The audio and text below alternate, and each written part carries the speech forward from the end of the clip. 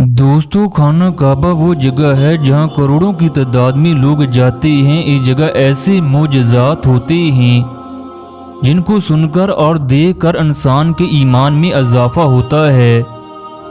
खाना काबा के इमाम इब्ने अकील इंतहाई गरीब थे। वो बताते हैं, हमारी गुर्बत का ये आलम था कि हमारे घर में कई कई दिन फाके रहते, लेकिन हम लोग हमेशा अल्लाह का शुक्र अदा करते। एक दफ़ा मैं उम्रा करने के लिए खाना काबा गया। मैंने तवाफ़ काबा किया और साई करने के लिए सफ़ा मरवा के चक्कर लगाने लगा। मैंने देखा सफ़ा मरवा की पहाड़ी के करीब एक इंतहाई कीमती हार पड़ा है। मैंने दिल में सोचा इस हार को छुपा लेता हूँ, लेकिन मेरे दिल ने इस बात को हरगिज़ गवारा न किया। मैंने सफ़ा मरवा में खड़े होकर ऐलान कर दिया, अगर किसी का हार खोया है तो मुझसे आकर ले ले। मेरे पास एक नबीना आदमी आया और कहने लगा, ये मेरा हार है और थैले से गिरा है। मैं अपने नफ्स को कोसने लगा, ये हार तो एक नबीना आदमी का था। अगर मैं इसको छुपा लेता तो इसे कौन सा पता चलना था। मगर जब मैंने ये हार उस बुजुर्ग को दिया तो वो दुआएं देता हुआ वापस चला गया। मैं अल्लाह से रोज़ी की दुआएं करने लगा। मैं मक्का से कसीम आ गया। वहाँ एक मस्जिद में नमाज पढ़ने गया तो पता चला वहाँ के इमाम फौत हो चुके हैं। लोगों ने मुझसे कहा, आप आगे होकर नमाज पढ़ा दो।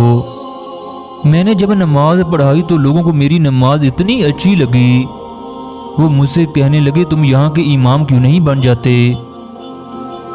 मैं भी रोज़ी की तलाश में था। मैंने कहा, चलो ठीक है। थोड़े दिनों के बाद मुझे पता चला कि इमाम साहब की जवान साला बेटी भी है।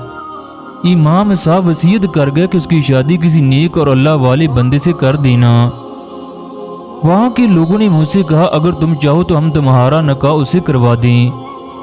मैंने कहा, जैसे आप लोगों की मर्जी है। चनाचा हम दोनों की शादी हो गई। शादी करके मेरी जिंदगी में बहार आ गई। शादी के कुछ ही दिन गुजरे, मैंने अपनी बीवी के गले में वही कीमती हार देखा जो मैंने सफ़ा मरवा में बूढ़े को वापस किया था।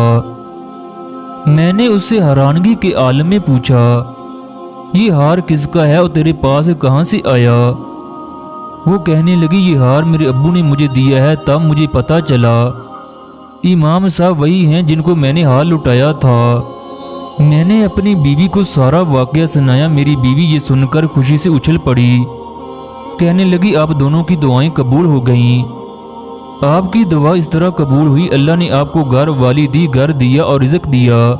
जबकि मेरे अब्बू की दुआ इस तरह कबूल हुई, उन्होंने घर आकर दुआ की, या अल्लाह, जिस तरह के नौजवान ने मेरा हाल लुटाया है, इसी तरह के नौजवान का रिश्ता मेरी बेटी के लिए भेज दे। दोस्तों, अमाल का दारोमदार नीयतों पर है। अगर हमारी नीयत ठीक हो जाए तो हमें रिज़्क की कोई परेशानी न हो। रिज़्क इंसान को इस तरह तलाश करता है जिस तरह मौत इंसान को तलाश करती है। अल्लाह से मोहब्बत करने वाले रिज़्क की नहीं बल्कि अल्लाह की तलाश में रहते हैं।